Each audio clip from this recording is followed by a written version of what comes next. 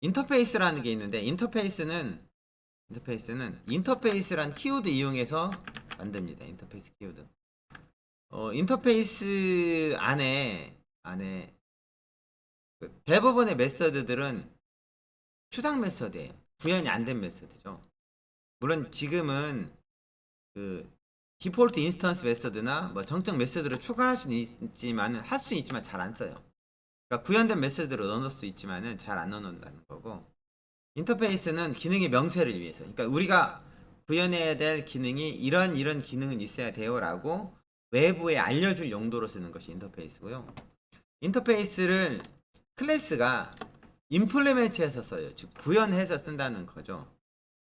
인터페이스는 다른 인터페이스를 여러 개 상속할 수 있습니다. 인터페이스끼리는. 왜냐면 어쨌든 구현은 클래스에서 하면 되니까. 그리고 자바 클래스가 여러 개 인터페이스를 임플리멘트 할 수도 있고요. 그럼 그 여러 개 인터페이스 안에 중복된 메서드가 있더라도 상관없어요. 왜냐면은 어쨌든 구현을 해야 되니까. 구현은 자바 클래스에서 한 번만 하면 되니까. 그리고 인터페이스 개념이 있는데, 추상 클래스하고 거의 비슷하다고 보시면 돼요. 추상 클래스도 구현 안 된 메서드를 갖고 있잖아요. 인터페이스도 그런 형식입니다. 인터페이스는 인터페이스 키워드 이용하고 다른 인터페이스를 상속받을 수가 있어요. 아래는 아쿠아틱이라는 인터페이스인데 스위밍이라는 기능과 브레스 언더워터라는 기능이 구현이 안 되어 있죠. 그래서 요거는 인터페이스는 요 퍼블릭 앱스트랙트를 빼도 돼요. 이게 디폴트니까요. 생략해도 됩니다. 생략해도 된다는 거고, 인터페이스를 만들었으면 이렇게 클래스가 임플리멘트란 키워드 이용해서 구현을 하죠. 보통 자바 책에서는 자바의 다중 상속이 안 되니까 인터페이스를 통해서 다중 상속을 구현해요 라고 하는데, 그게 뭐 틀린 말은 아니지만 그렇다고 100% 맞다고도 보장을 안 해요. 이렇게 다중 상속을 위해서 쓸 수는 있지만 실제로 다중 상속 하려고 인터페이스를 사용하진 않아요. 인터페이스는 기능이 이런 게 있으니까 이 기능은 네가 만들어 쓰세요 라는 거죠.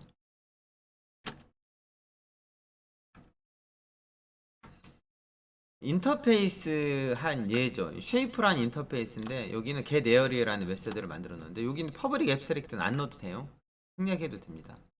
쉐이프 인터페이스를 구현한 클래스는 반드시 쉐이프가 가지고 있는 메서드를 제정해 줘야죠. 이렇게 지금 렉탱글도 제정이 했고요, 트라이앵글에서도 제정이 했어요. 실제 사용할 때는 보통은 이렇게 그 선언한 타입을 클래스로 두지 않고 인터페이스로 두고 하는 경우가 많죠. 그러니까 실제로는 보통은 이 렉탱글 타입의 객체를 쉐이프로 선언해요. 쉐이프 렉스는 U 렉탱글 이런 식으로 하고 객체 만드는 경우가 많다는 거죠. 왜냐면 그래도 되는 이유가 인터페이스 이 메서드 있으니까 이 메서드는 다형적 객체를 통해서 얼마든지 호출할 수가 있어요. 이게 인터페이스. 인터페이스에 이렇게 그 필드들 있죠. 필드들은 자동으로 퍼블릭 스태틱 파이널이 돼요. 위에 있는 인트 타입의 디폴트 셀러리나 인트 타입의 마이 인트나 똑같은 스태틱 파이널 변수입니다. 이거 제가 박스로 친 이 부분은 생략이 가능해요. 메서드 또한 앞에 뭐가 생략되어 있냐면요, 퍼블릭 스태틱이 생략되어 있어요. 퍼블릭 스태틱. 필드는 자동으로 퍼블릭 스태틱 파이널이 되고 메서드는 자동으로 퍼블릭 앱스트랙트가 된다는 거예요. 그 자바 8에 이렇게 디폴트 메서드하고 그 다음 스태틱 메서드를 이용해서 구현을 할 수도 있어요. 구현한 메서드를 넣어놓을 수도 있는데 잘 안 씁니다. 잘 안 써요. 어쨌든 인터페이스가 무조건 추상 메서드만 있는 건 아니라는 건 알아두셔야 돼요.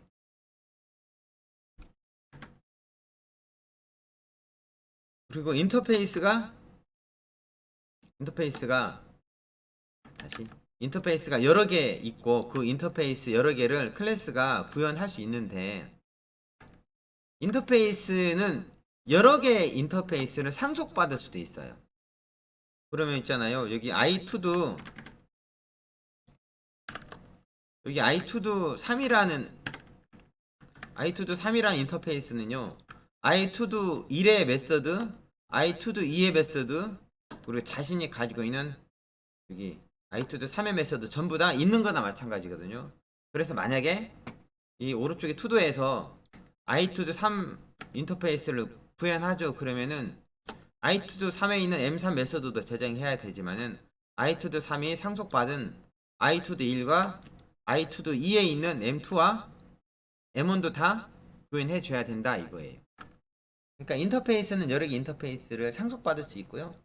또 구현은 또 여러 개를 할 수 있습니다. 지금 투두는 i2도 3과 i2도 4 인터페이스를 동시에 임플리멘트 했으니까 i2도 3의 메서드들과 i2도 4의 메서드를 전부 다 구현해 줘야 되는 거죠. 인터페이스 이야기했습니다.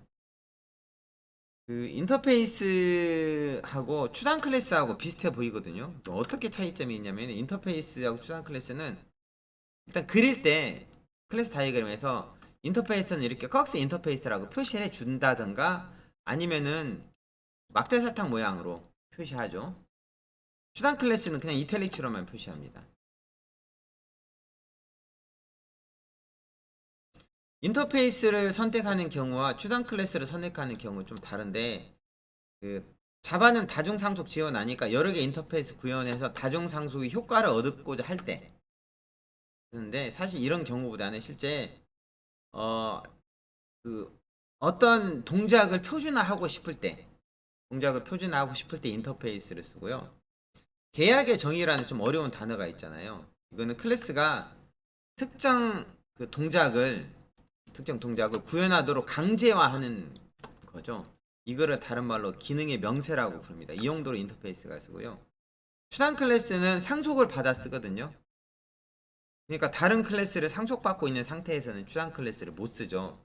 그래서 대부분의 그 부모에 있는 기능을 확장하고자 쓸 때 사용하는 게 추상 클래스입니다. 그래서 일부 메서드는 구현하고 일부 메서드는 자식에서 구현하게 할 때 사용하는 것이 추상 클래스죠. 이렇게 인터페이스, 추상 클래스 얘기입니다. 사실 인터페이스와 추상 클래스는 지금 자바 프로그래밍에서는 그렇게 중요하지 않은 내용이지만요. 뒤에 스프링 프레임워크 가서는 인터페이스는 항상 만든다고 생각하시면 돼요. 어떤 기능이 있다면 그 기능을 구현하기 전에 인터페이스에 먼저 메서드 선언을 해놓고 그리고 그 인터페이스를 구현해서 자식 클래스에서 만들어라고 하는 거죠. 그래서 나중에는 인터페이스하고 클래스가 세트로 다니는 경우가 많습니다. 이 두 개의 차이만 구분하시면 될 것 같아요.